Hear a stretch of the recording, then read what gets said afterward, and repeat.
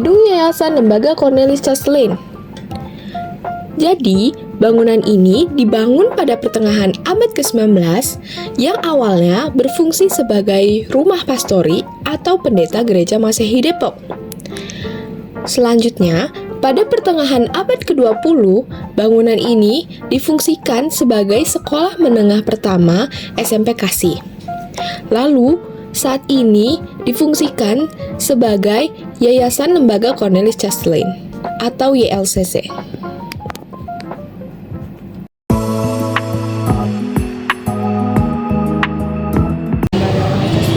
Sebelumnya gedung ini merupakan apa? Sebelumnya gedung ini disebut pastori. Pastori itu adalah rumah tinggal pendeta. Jadi pendeta yang bertugas di Gereja Immanuel, rumah dinasnya di sini. Besar sekali. Nah itu fotonya. Ya. Ini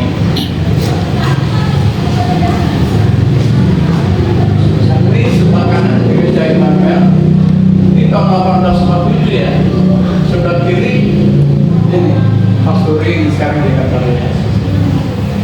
Nah kemudian tahun 1832 ini 1832 ya ini kita sini ini udah dilukis pewarna itu Gereja Immanuel. Ini kantor pastori dia mengalami perubahan ya. Kemudian Gereja Immanuel 1920 ini penampakannya 1914 sana. Jadi ada perubahan. Tapi dari perubahan terakhir sampai dengan sekarang tetap ini menjadi cagar budaya. Sebelumnya kita kan sudah tahu bahwa gedung YLCC ini merupakan salah satu cagar budaya di Kota Depok. Lalu, apa saja nilai historik yang ada di dalam gedung ini? Dia memiliki nilai historis yang sangat tinggi. Antara lain misalnya, kalau kalian belajar sejarah, pasti ingat Raden Saleh, si pelukis itu. Raden Saleh pernah diselamatkan nyawanya di sini. Ya. Karena pada waktu itu ada pemberontakan di Bekasi. Pemerintah Hindia Belanda menengarai bahwa Raden Saleh adalah mata-mata, sehingga dia dikejar mau dibunuh. Padahal Raden Saleh itu orang yang bersosialita dengan orang-orang Eropa, orang Belanda. Nah, dia teman dekat dari pendeta Beekhoff. Itu 1867 pendeta Beekhoff itu adalah teman dekat dia. Beliau dengar bahwa Raden Saleh mau dicari hidup atau mati gitu. Nah sebagai teman pendeta Beekhoff tulis surat kepada Raden Saleh, jangan Raden Saleh, kamu sedang dicari-cari, kamu akan ditangkap hidup atau mati. Supaya aman, kamu datang ke Depok, tinggal tempat saya di sini. Karena saya seorang pendeta, orang percaya sama saya. Lalu dia juga surati pemerintah Hindia Belanda, dia katakan Raden Saleh jangan diapa-apakan karena saya mengamankan dia. Ketika istrinya tahu, istrinya kan tinggal di Bogor, istrinya juga ke Depok naik kereta, jadi mereka tinggal di sini di pavilion. Dulu ada pavilion, rumah ini besar. Tinggal di pavilion, aman dalam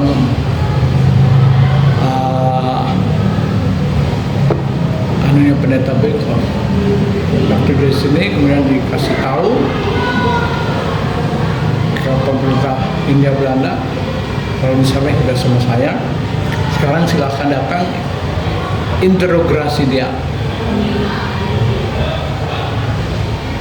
Saya, Penerbit Bekov, menjadi mediatornya. Apabila ditemukan bahwa dia benar bermata-mata, maka silahkan dihukum sesuai dengan hukum yang berlaku. Tetapi kalau tidak, dia harus bebas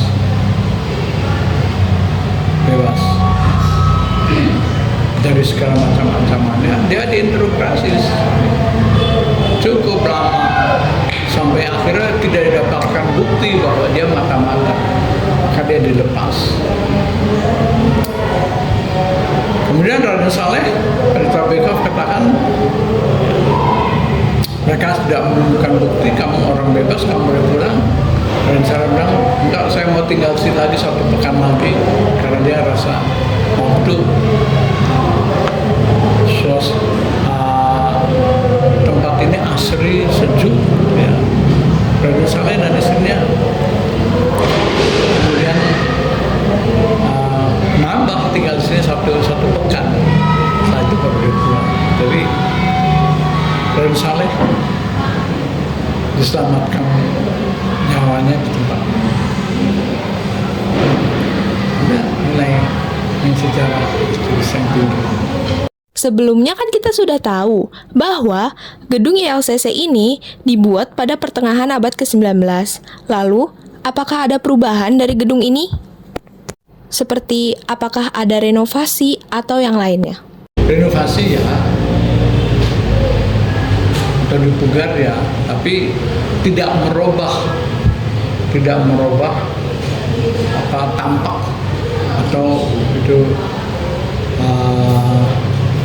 atau bentuk dari gedung ini tidak berubah.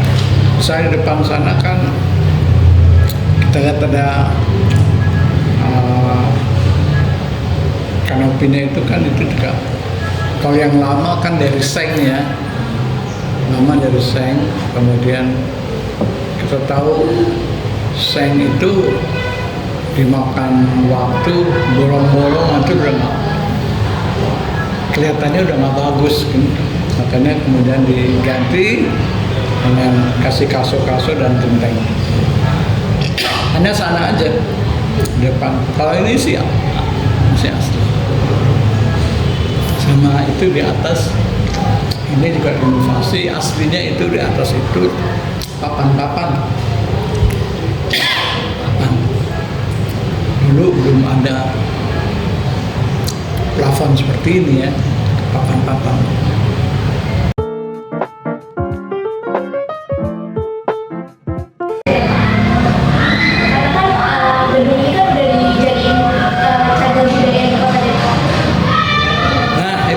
Tanyakan sama Pemerintah Kota Depok itu ketika kita sudah menjadi cagar budaya, apa kontribusi Pemerintah Kota Depok,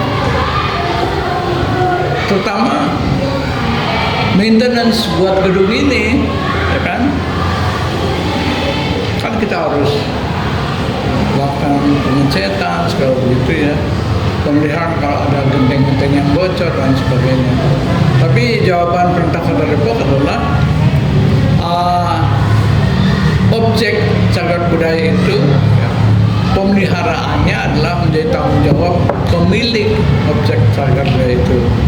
Jadi tanggung jawab kita sendiri. Jadi nggak ada 1 sen pun. Pemerintah cuma mengambil keuntungannya saja, yaitu bahwa dia sekarang memiliki sekian cagar budaya. Dari kita aja, dari LCC itu ada lebih dari 9 yang udah cagar budayakan, termasuk jembatan Pamus itu.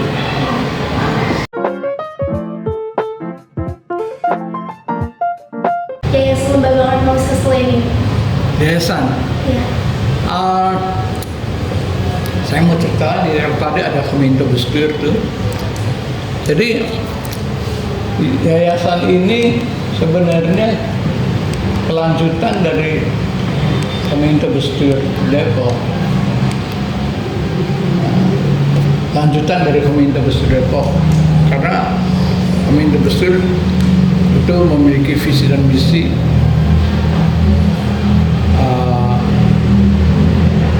sosial, masalah Depok, masalah ekonomi dan sebagainya. Kementerian Gestur ini kan hadir di era pemerintahan Hindia Belanda, dan landasan hukumnya undang-undang pemerintah Hindia Belanda. Ketika Indonesia merdeka, maka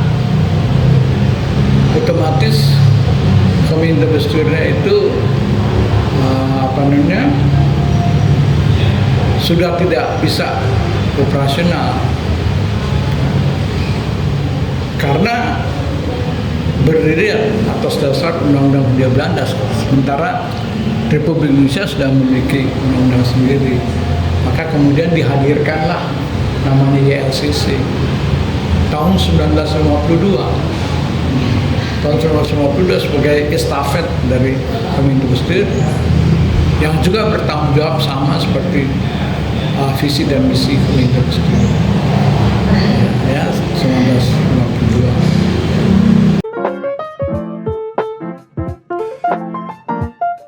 Kelak ini akan jadikan museum, sumber informasi mengenai sejarah Depok akan berangkat dari sini. Dan kantor LCC sendiri nanti akan pindah ke Ebenezer yang sekarang pakai SMA Kasih, dan SMA Kasih juga nanti akan pindah mengisi IROPC Lahir School yang sekarang kosong itu. Jadi kita berencana.